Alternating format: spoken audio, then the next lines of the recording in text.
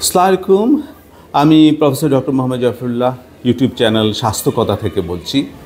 আজকে আমাদের প্রতিপাদ্য বিষয় এইচএমপিভি ভাইরাস। এই এইচএমপিভি ভাইরাস চায়নাতে খুব বেশি প্রাদুর্ভাব দেখা যাচ্ছে এবং চায়নার বিভিন্ন হাসপাতালে এটা নিয়ে এই ভাইরাস আক্রান্ত হয়ে ভর্তি হচ্ছে। এটা অনেকে বলছে রিউমার হচ্ছে এবং অনেকে বলছে যে এটা করোনার মতো। আসলে নয়, এটা হিউম্যান নিউমো ভাইরাস আমরা এটাকে বলে থাকি, অর্থাৎ এইচএমপিভি ভাইরাস। সুতরাং এটা আমাদের এই ভাইরাসটা 2001 সালে আবিষ্কৃত হয় এবং এটা সাধারণত শীতের সময় হয় এবং লোয়ার এবং আপার রেসপিরেটরি ট্র্যাক্ট ইনফেকশন হয়। তাহলে এটা ট্রান্সমিশন হয় কিভাবে? এটা ট্রান্সমিশন হয় ডাইরেক্ট কন্ট্যাক্টে, অর্থাৎ একজনের সাথে একজন মেলামেশার মাধ্যমে, অথবা হাঁচি কাশির মাধ্যমে, এবং একজনের কোনো কিছু ধরলে যে আক্রান্ত, তাহলেও এটা আমাদের মধ্যে চলে আসতে পারে। তাহলে এটা সাধারণত সিমটমগুলো কী কী? সিমটমগুলো সাধারণত সাধারণ ঠান্ডা জ্বরের মতো, কমন কোল্ড, যেমন কফ থাকবে, কাশি থাকবে, ফিভার থাকবে, নাকে সর্দি থাকবে এবং রানিং নোজ আমরা যেটাকে বলি, মাথা ব্যথা থাকবে এবং টায়ার্ডনেস। এবং এর থেকে যদি যারা বাচ্চা এবং যারা 65 বছর বয়সের বেশি, তাদের মধ্যে ব্রঙ্কিওলাইটিস হতে পারে, এটা থেকে নিউমোনিয়াও হয়ে যেতে পারে, কনজাংটিভাইটিস, ভমিটিং এবং র্যাশ এগুলা হতে পারে। সুতরাং আমরা এটার ডায়াগনোসিস করব কীভাবে? এটা ডায়াগনোসিস সাধারণত অ্যান্টিজেন ডিটেকশন করে, তবে আমাদের দেশে এখনও এটা আমাদের পক্ষে সম্ভব হয়নি। একদম সাধারণ যে ঠান্ডা জ্বর, এই ঠান্ডা জ্বরের মতো এটা দেখেই আমরা বুঝতে পারি, অথবা যদি পিসিআর করা যায় মলিকুলার ডায়াগনোসিস করা যেতে পারে। তাহলে ট্রিটমেন্ট আমরা কিভাবে করব? ট্রিটমেন্ট সাধারণত বাসায় রেস্ট করতে হবে এবং আমাদের ইমিউন সিস্টেমকে বুস্ট আপ করার জন্য আমরা হাইড্রেশনটা ঠিক রাখবো, অর্থাৎ পানি বেশি করে খাবো।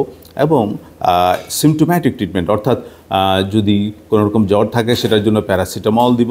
এছাড়া ভিটামিন ডি, ভিটামিন সি এবং জিঙ্ক, পটাশিয়াম এবং সেই সাথে অ্যান্টিহিস্টামিন, এগুলো দিয়ে আমরা ট্রিটমেন্ট করব। এটার জন্য এখনও ভ্যাকসিন আবিষ্কার হয়নি এবং সুতরাং আমাদের সিমটোম্যাটিক এই এইচএমপিভি ভাইরাসের আক্রমণ থেকে বাঁচতে হলে আমাদেরকে এটা সিমটোম্যাটিক ট্রিটমেন্ট দিয়ে বাঁচতে হবে। এবং এই আক্রমণ আমাদের এইচএমপিভি ভাইরাস দিয়ে 2-3 বারও হতে পারে। প্রিভেনশন করব কিভাবে?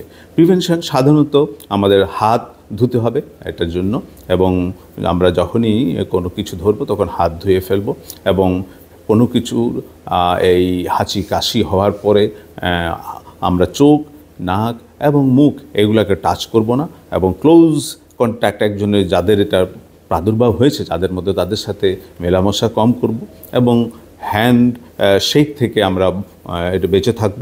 এটার কমপ্লিকেশন কি? কমপ্লিকেশন আমরা আগেই বলেছি যে ব্রঙ্কিওলাইটিস, ব্রঙ্কাইটিস, নিউমোনিয়া, অ্যাজমা এবং সিওপিডি,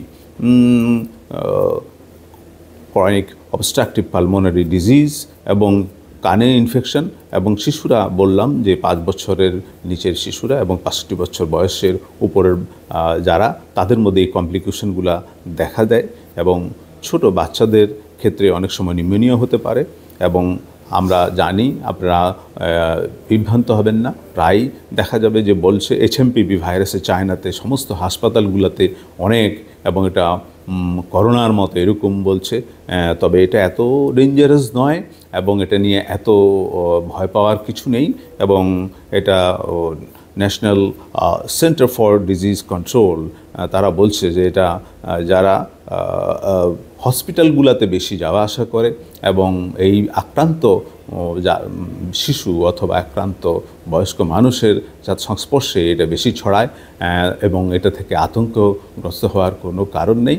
আমরা এটা থেকে বেঁচে থাকব, নিজেদেরকে যে সিমটোম্যাটিক ট্রিটমেন্ট এগুলো করে ঠান্ডা জ্বরের নিজেরা সুস্থ থাকব। আপনারা সুস্থ থাকুন, ভালো থাকুন, এই আশাবাদ ব্যক্ত করে আমি আজকে এখানে শেষ করছি। এইচএমপিভি ভাইরাস থেকে বেঁচে থাকুন, সকলে ভালো থাকুন। আসসালামু আলাইকুম, ধন্যবাদ।